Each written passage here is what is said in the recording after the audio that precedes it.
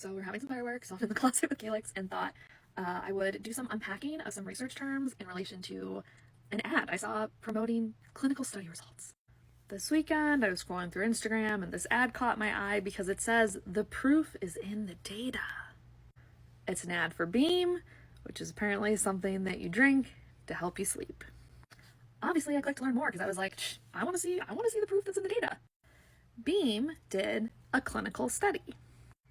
A clinical study is basically a study that's looking at human health outcomes, and they're studying some sort of intervention and how it impacts the health outcomes. So in this case, the health outcome is quality of sleep, and the intervention is people drinking this dream powder.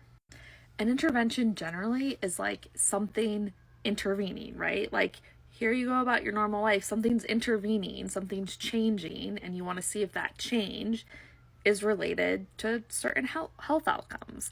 The change could be something like this, like drinking dream powder before bed. An intervention could also look like, activities like doing 10 push-ups before bed could be an intervention, right? It doesn't have to be something you consume. It could be an activity, it could be a place you go, it could be something you read, right? It's just anything that's not following your normal routine. It's intervening in your life as usual. So Beam talks about this clinical study, the gold standard of clinical study. And I want to stop for a minute on this term gold standard because this is something that gets used in research.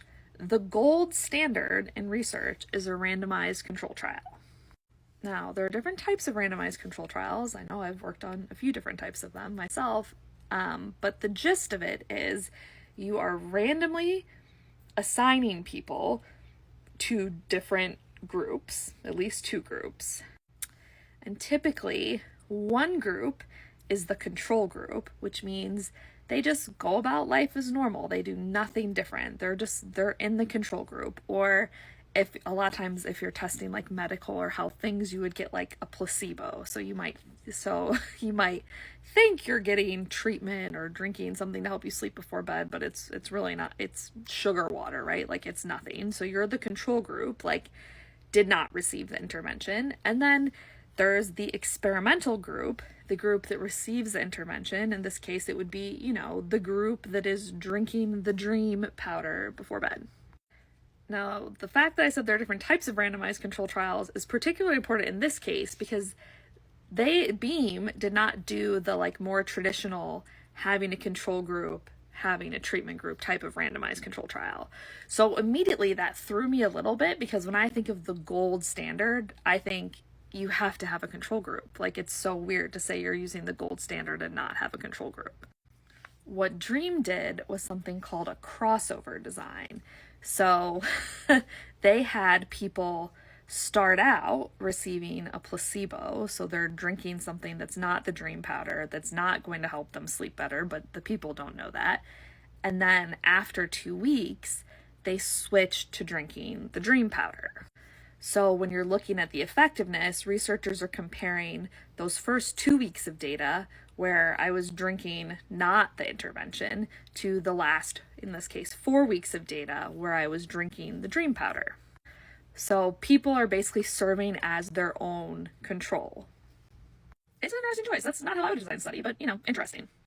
So they highlight these 3 features here. And again, this is meant to build credibility, to be like, this is a really gold standard clinical study. So they say it was randomized, it was double blind, and it was placebo controlled.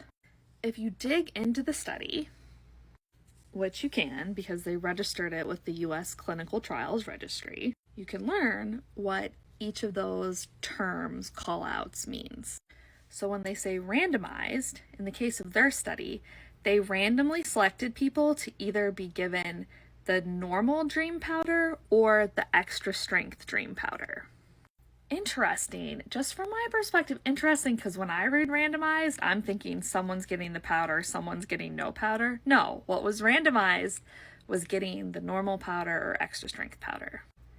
When they say double blind, what that means is if I'm in the study, I don't know if I have the real dream powder or the placebo, and the researcher who's doing the study, they don't know either.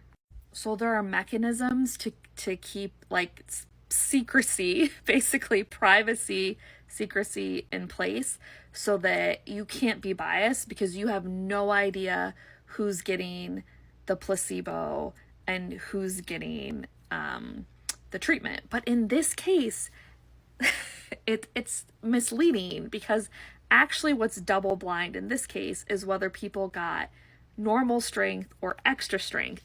Everyone got the placebo in the study, right? The first 2 weeks of the study, everyone got the placebo.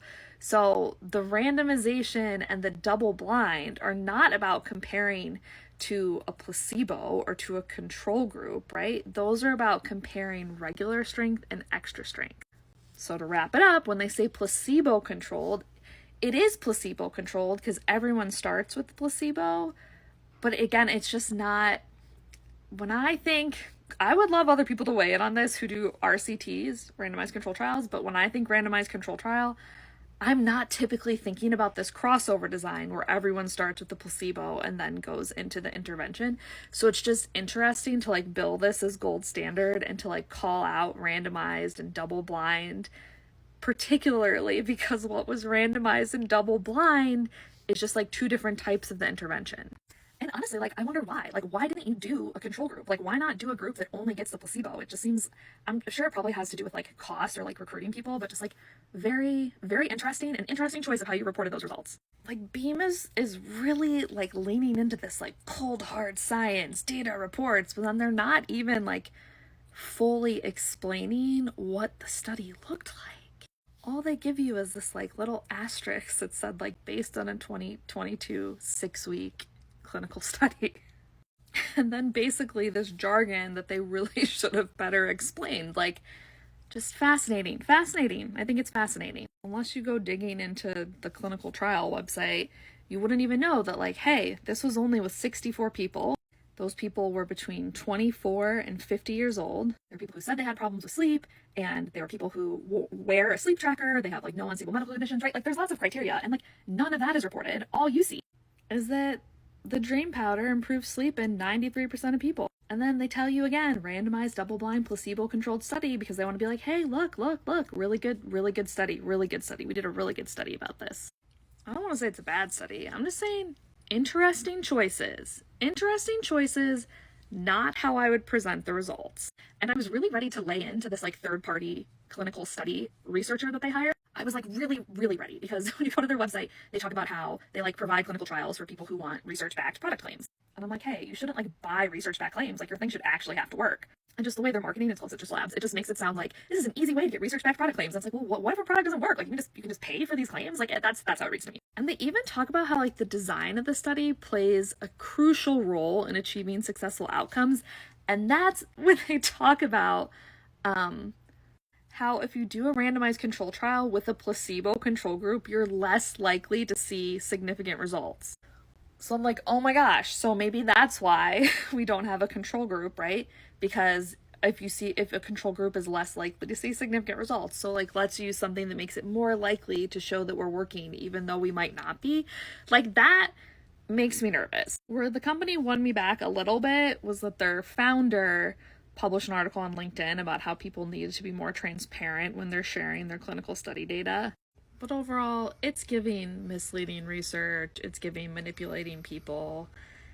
And any company that says they can you can buy a clinical study with positive results from them.